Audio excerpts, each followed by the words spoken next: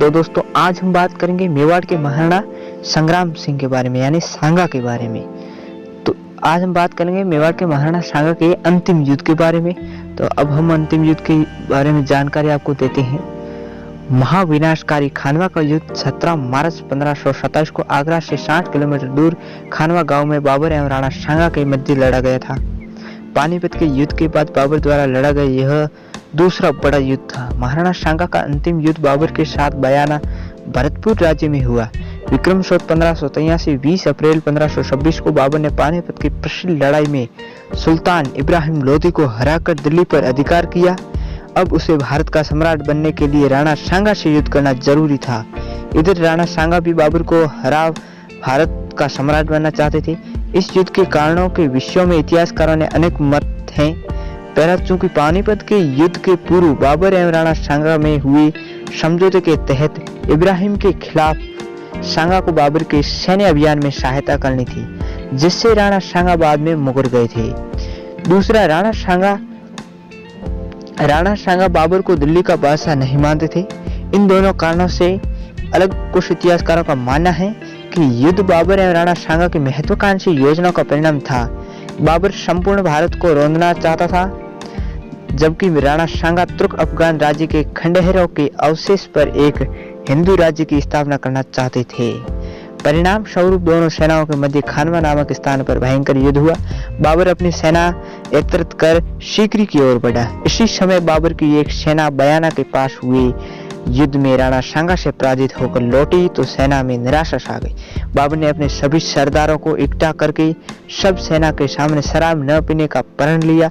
सोने चांदी के शराब के प्यालों को तोड़कर गरीबों में बांट दिया था तथा एक जोशीला भाषण दिया और सभी सरदारों से एक दृढ़ प्रतिज्ञा कराई कि दम रहते रण क्षेत्र को छोड़कर कभी पीछे नहीं देखेंगे।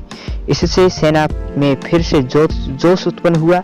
इसके बाद बाबर ने खुद आगे बढ़कर खानवा के मैदान में अपनी सेना को जमाया। राणा सांगा की सेना देर से पहुंची, अतः जल्दी में न तो सेना का अच्छा तरह जमाव हो सका और न ही लड़ने का अच्छा सुरक्षित स्थान प्राप्त हो सका। ऐसी स्थिति में चैत्र शुदी चौदस विक्रम संवत 1584 17 मार्च 1527 को प्राप्त दोनों सेनाओं के बीच भयंकर युद्ध शुरू हो गया। राणा सांगा के साथ महमूद लोनी यानी इब्राहिम लोदी का पुत्र की सेना, राव गंगा जोधपुर के, पृथ्वीराज आमेर, भारमल ईडर, वीरमदेव मेड़तिया, रावल देवलिया, कुंवर कल्याणमल यानी बीकानेर के राव जयसिंह का पुत्र आदि शासकों की सेना थी। इसके अलावा रावत रतन सिंह कांगलोट, रावत जोंगा, सांगण देववोत, सोनगरा रामदास, झाला अज्जा, रायमल राठौड़, जोधपुर की सेनाओं का मुखिया वीर सिंह देव, खेतसी, दिलीप परमार आदि महाराणा के साथ थे। महाराणा स्वयं हाथी पर सवार होकर सेना का संचालन कर रहे थे। महाराणा की सेना बहुत उत्साह के साथ बाबर की सेना पर टूट पड़ी, परंतु बाबर के पास व्यवस्थित तोपखाना था। उसकी मार के सामने राजपूतों की सेना तीर और तलवारों से मुकाबला करती रही और मुगल सेना को काटती हुई तोफों तक पहुंची। इसी प्रकार प्रारंभ में तो राजपूत सेना को सफलता मिली, परंतु इसी दौरान एक तीर महाराणा सांगा के सिर में लगी तथा और महाराणा मूर्छित हो गए। कुछ सरदार उन्हें पालकी में बैठाकर युद्ध के मैदान से दूर ले गए। इससे बाबर की सेना में जोश और राजपूतों में सेना में कुछ निराशा छा गई।